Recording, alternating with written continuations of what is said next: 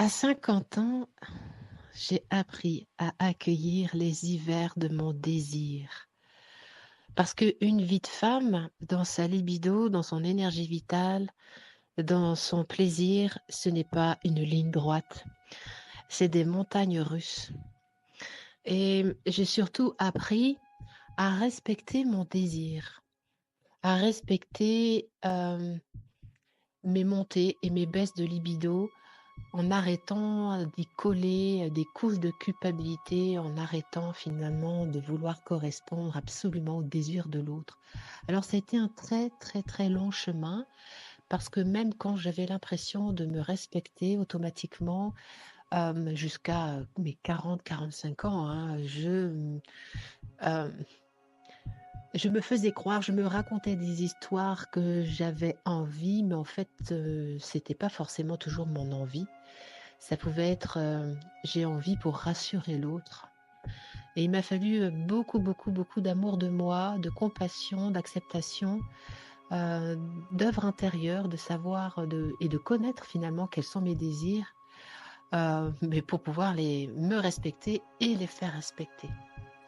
Donc, j'ai appris à accueillir comme je peux, à bien les frustrations de l'autre, euh, la gueule que l'autre peut faire parce que finalement, lui, il n'a pas signé pour ça, il avait signé pour une femme sexuellement toujours disponible, tellement ouverte, dans une lune de miel sexuelle et érotique, toujours disponible.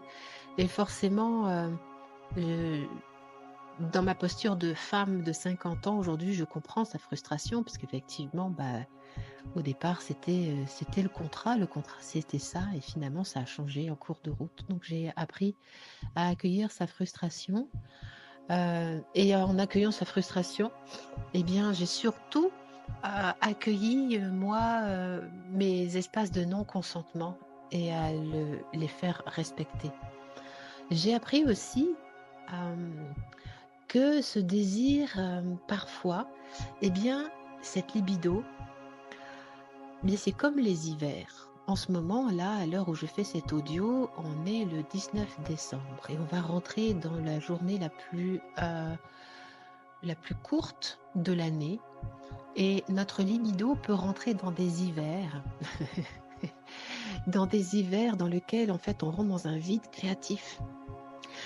Et dans un vide créatif, quand vous mettez une terre en jachère, ben vous mettez rien à pousser dedans puisque c'est en jachère, parce que finalement tous les oligo-éléments, tous les apports que vous avez mis pendant l'été et l'automne, tout ça c'est en train de travailler, c'est en train d'être alchimisé. L'hiver du désir, ça sert à ça.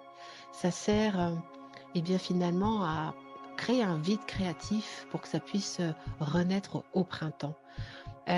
Les hommes ne sont absolument pas câblés de la même façon que nous, dans le sens où eux, ils ont une spermatogénèse qui est constante, hein, ils sont toujours en train de créer du spermatozoïde. D'accord, c'est vraiment des centrales nucléaires d'abondance, hein, d'ailleurs, un éjaculat d'homme, ça a créé des millions et des millions de spermatozoïdes. Nous, en fait, on dissémine pas comme ça.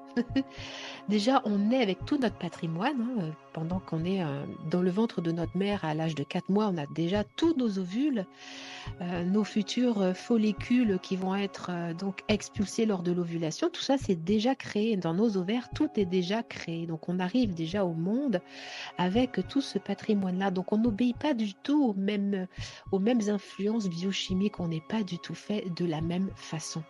On ne peut pas demander à un homme d'avoir le même désir, le même fonctionnement que nous. Ils sont complètement faits à l'envers. L'idée, c'est que les femmes se sont tellement expatriées de leur bassin, de la conscience de leur bassin. Elles ont été tellement exemples de leur présence dans le bassin, c'est elles sont, elles ont quitté les cycles, elles ont quitté la présence au désir, elles se sont conditionnées pour être disponibles à l'autre, disponibles aux enfants, disponibles, être toujours disponibles. Or, quand on est présente à soi, à l'intérieur de son bassin, quand l'âme ou l'essence, tu y mettras le mot que tu veux, peut incarner ta pleine présence en bas, en fait, on ne peut plus se forcer. On ne peut plus faire semblant. L'âme, qui est en lien avec finalement le rythme du corps, eh bien, obéit à un cycle.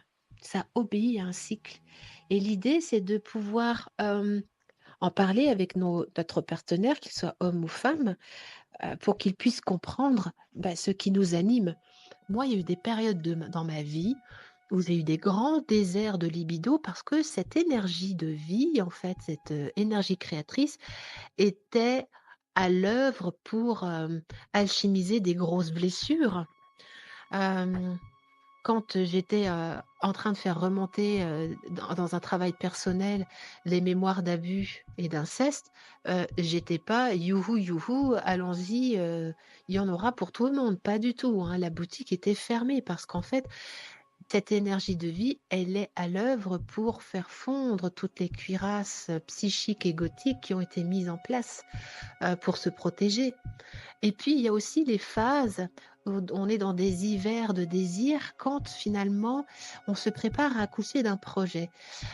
Une femme enceinte, hem, à un moment donné, moi je me souviens, j'étais enceinte 4 fois, eh bien, on reste à la maison, on prépare notre nid, on prépare la chambre de l'enfant, on voilà, il y a quelque chose de nous qui se replie un petit peu, dans le foyer. On veut créer de la sécurité, on veut créer de l'accueil. C'est quelque chose de complètement inconscient et pourtant qui se manifeste dans la manifestation, du nid, de la chambre. Alors on se retrouve souvent, vous voyez l'archétype de la femme qui va à IKEA avec son mari, qui sait exactement, ce qu'elle veut dans la chambre de son bébé, la literie, le machin. Puis alors, elle sait exactement ce qu'elle veut, quoi, hein. C'est un peu comme le couple, d'oiseaux où, la femme va choisir vraiment, le mâle qui lui a préparé le plus joli nid. Là, c'est elle qui est vraiment aux commandes, elle sait exactement ce qu'elle veut, elle est presque même castratrice et ça, on est vraiment dans cette énergie créatrice. On crée notre nid, on crée notre sécurité, on crée, l'espace pour accueillir, bah, la création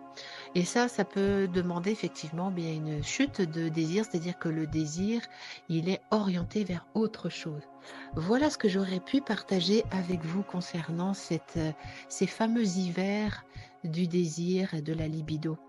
Voilà, n'hésite pas à me partager en commentaire ci-dessous si ça te parle, ce que je viens de te livrer. Hem, il peut aussi y avoir, bah, de la maladie, hein. Effectivement, la maladie peut également, créer des chutes de libido. Je pense notamment, aux femmes, qui ont un cancer du sein ou un autre cancer, hein. Ça peut vraiment, le corps a tellement besoin de toutes ces ressources vitales pour lutter contre la maladie qu'en fait, en général, il y a pas beaucoup de libido. Les moments où il peut y avoir énormément de perte de libido également, c'est, hem, quand il y a beaucoup de stress. Voilà, c'est-à-dire que le stress mobilise énormément d'énergie vitale également, qui peut se traduire également par une perte de sommeil. Heu et en fait, on peut rentrer très rapidement et bien dans un cercle vicieux, manque de sommeil, stress, manque de libido, et cetera, burn-out et là, on se retrouve dans une descente, dans une descente d'énergie de vie qui se replie sur elle. Voilà ce que j'aurais bien pu, partager avec vous. J'essaie de percevoir, goûter à l'intérieur de moi s'il y a autre chose que j'aurais bien voulu, vous partager concernant cela. Eh bien non, pour l'instant, je pense que c'est à peu près tout. Voili voilà. Très belle fin de journée à vous toutes et tous qui m'écoutez et n'hésitez pas à me faire un petit commentaire, ça fait toujours plaisir et ça donne du goût, en fait, à mes partages.